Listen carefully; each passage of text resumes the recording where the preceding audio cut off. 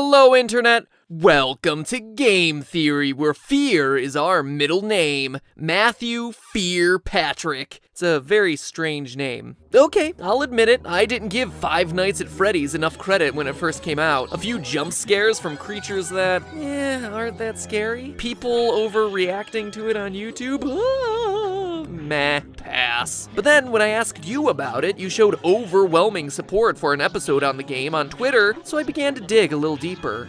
And what I found was some of the most interesting storytelling, most intriguing mysteries, and most disturbing events I'd read about in a long time. Now, if you were just to play the game straight through 5 days, the story would actually come across as pretty superficial. You're the new night guard watching the security cameras at a Chuck E. Cheese-style restaurant called Freddy Fazbear's Pizza. 4 animatronics roam the halls at night because the owners don't want their servos to lock up. Bad news is, you can't let them near you, or else they'll kill you on the spot because you look like a naked endoskeleton. Ow, ow, show them those circuits. Apparently, one of them bit someone back in 87, presumably 1987. And the past guard leaves you recorded phone messages to act as your tutorial. That is, as much as he could record before he got himself killed. And that's it. Stay 5 nights, collect your paycheck, done, game over, play something new. But playing it that way is doing the game a huge disservice, because that's not even scratching the surface. If you're really observant, you start to unravel the layers of unsolved mysteries around this place. You find that there's a 5th animatronic, that posters on the wall will change randomly, that news clippings appear and disappear, telling the dark secrets of this twisted place. Putting it all together, here's the rest of the story. Freddy Fazbear's Pizza, once a popular restaurant, fell into hard times when 5 children went missing there after being lured to a back room by a man dressed in a character costume. Though a suspect was caught and convicted, the bodies of the children were never recovered. The pizzeria was also threatened with shutdown due to sanitation complaints, as foul odors started to come from the animatronics, blood and mucus oozing from their eyes and mouths. The last article, written years after the incident, states that the pizzeria would finally be closed by year end. In addition to the core 4 robots, Chica, Bonnie, Freddy, and Foxy, there's also a 5th, unofficially referred to as Golden Freddy. Ignoring the rules of physics, Golden Freddy appears and disappears at will, can inexplicably travel through doors, wherever, causing strange hallucinations. And when he attacks you, you're not taken to the typical game over screen, your game crashes. So that's unsettling. And there's also strange messages appearing on the walls, repeating the words, "It's me." According to the game's creator, the place is indeed haunted by what we can only assume to be the spirits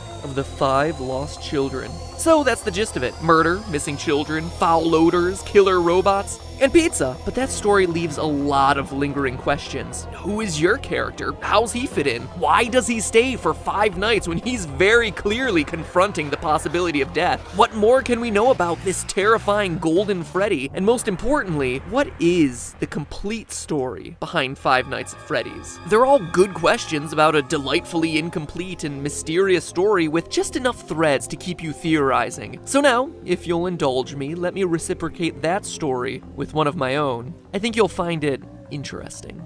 December 1993, Aurora, Colorado. 10 p.m. Tuesday night at a local Chuck E. Cheese. After a family birthday party runs long, manager Margaret Kohlberg and teenage employees Sylvia Crowell, Ben Grant, Colleen O'Connor, and Bobby Stevens are forced to stay late to close up shop. But as Margaret tallies receipts in the back, Bobby scrubs down the kitchen, and the other 3 work outside in the main arcade. Unknown to any of the 5, there's actually a 6th person locked in the building with them, waiting silently in the darkened restrooms. A 19-year-old named Nathan Dunlap. Earlier that year, Nathan had begun working there as a cook, dough master, before getting fired in July after a disagreement over his hours. Now, 5 months later, he was back. At 10:05, he left the bathroom, pulled out a small caliber handgun, and proceeded to execute everyone in the building. First Sylvia, then Ben, then Colleen. Dunlap then moved to the kitchen, where he surprised Bobby Stevens. The bullet entered Bobby's jaw, sending him sprawling onto the ground. Then finally, Nathan moved to the back, the office, where Margaret opened the safe before Nathan shot her twice, proceeded to grab her bag, filling it with $1,600 in cash, arcade tokens, and keychains. Spurred on by the building's security footage, police were at his home a few hours later, where he was promptly arrested. Eventually, he was tried and sentenced to death, but his story re-entered the news just recently as his punishment has been postponed, leading people to debate whether he's able to sleep soundly, knowing that his execution has been delayed. This is a tragic story, a disgusting waste of human life, and one that I won't joke about or make fun of in any way, but I want to address it because I have a strong suspicion that this story is the one that inspired Five Nights at Freddy's. Let's look at the facts. First, I don't think that there's any doubt that Freddy's is a parody of Chuck E. Cheese. From the singing animatronics to the alliterative naming of the characters, the parallels are just obvious, so the setting is certainly the same. Next, what year does Five Nights take place? The time is certainly kept vague, but there are clues that we can put together. For one, the Chuck E. Cheese franchise had a tremendous period of growth and success in the late 80s and early 90s, but started to decline along the same time as arcades, with at-home video game consoles taking center stage. So that's one clue, but we can get even more detailed, specifically with your character's paycheck. Each night you're working a 6-hour shift, and you're spending 5 nights there. So that's 30 hours of total work time for $120. In total, $4 an hour. How can they do that? That's below minimum wage for 2014. But in 1990, minimum wage was $3.80. In 1991, it was raised to $4.25. And by 1996, you were looking at about $5 an hour. So the game seems to take place between 1991 and 1996. The Nathan Dunlap story took place in 1993. But let's move on to the most important comparison, the victims. In the game, there were 5 child victims. In the real-life story, there were also 5 victims. But we can get even more specific. Online theories about the game always tend to draw a parallel between the number of kids missing to the number of animatronics, saying that the children's bodies were stuffed in the various suits. And this appears to be true. Bonnie and Chica both have moans and raspy breath sound effects, as though someone's trying to cling to the last threads of their lives stuffed inside the costumes. And other sounds made by the animatronics are just slowed down versions of children's laughs and screams. Additionally, as the news clipping mentions, the suits ooze blood and mucus and begin to stink, like decaying bodies or reanimated corpses. So 5 victims, 5 suits, seems like a slam dunk, but nowhere does it say that all 5 were murdered, only that they went missing and couldn't be found. Also, the trouble a lot of people have with this theory is Golden Freddy. Why is that guy so limp and lifeless? So unlike the others. It's weird, until you go back to the real life story. Yes, there were 5 people shot that night in Chuck E. Cheese, which matches the 5 victims in Freddy's story, but of those, 1 survived. Bobby, the one from the kitchen, miraculously survived the shot to his jaw. After he was knocked to the floor by the bullet, he went limp, played dead, to avoid the killer coming back to finish the job. And that relates exactly to the advice you're given on night 3 by the phone guy. Try playing dead.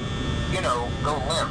Again, let me reiterate that I'm not trying to make light of the real-life events by comparing them to bear costumes and animatronics, but I do want to point out that these similarities do exist. And what else is limp and appears to be a lifeless, empty suit in the game? Golden Freddy. Surviving the attack, Bobby was able to go to trial and be a damning piece of evidence in the case against Nathan Dunlap, ultimately leading to his death sentence. Which animatronic surprises you by appearing randomly? The one you don't expect and has no clear pattern?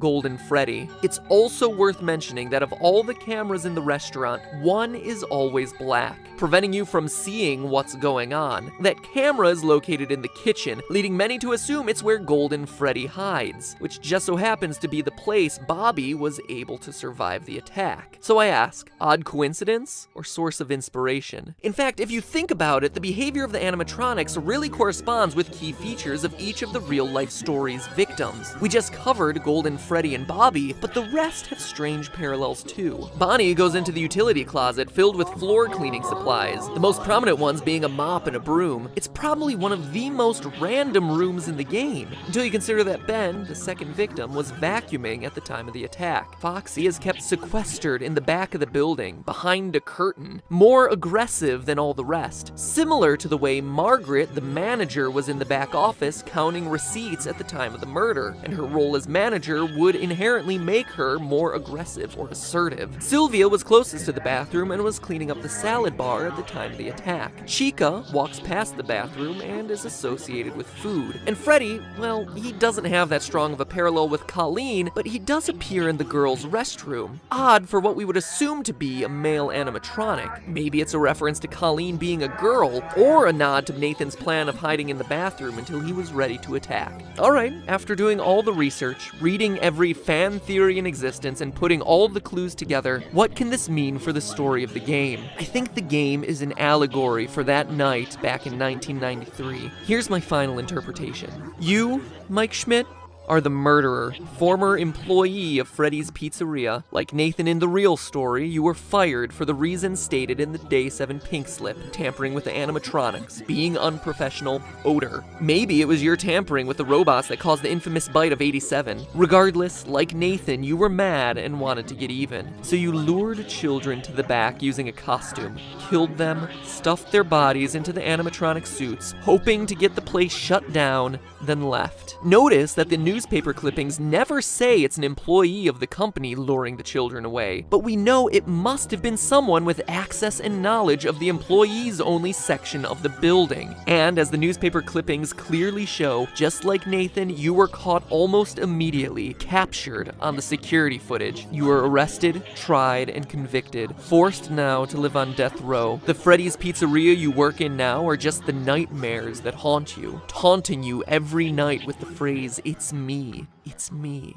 It is you. You are the killer. The nightmare is also why everything is so surreal. Posters switching at random, heads on the animatronics glitching, Golden Freddy appearing and disappearing at will, taunting you as the one that got away. It's also why you're only at the pizzeria from midnight to 6 a.m. every night. It's a nightmare. It's in your sleep. It's a place you created, a restaurant long closed as evidenced by the spider webs, and overrun with angry spirits out for revenge on you, and you alone as the one who took their lives, as evidenced by them completely ignoring the naked endoskeleton elsewhere in the building. It's also a place you can't escape from, why you find yourself back there night after night, even after you complete your 5 nights. See you back next week, the ending text goes. You're unable to leave this terror, the threat of death, the guilt, because it never ends. And in a delightfully ironic twist, your personal hell forces you to supervise the exact same security footage that led to your capture in the first place. But hey, that's just a theory. A game theory. Sweet dreams.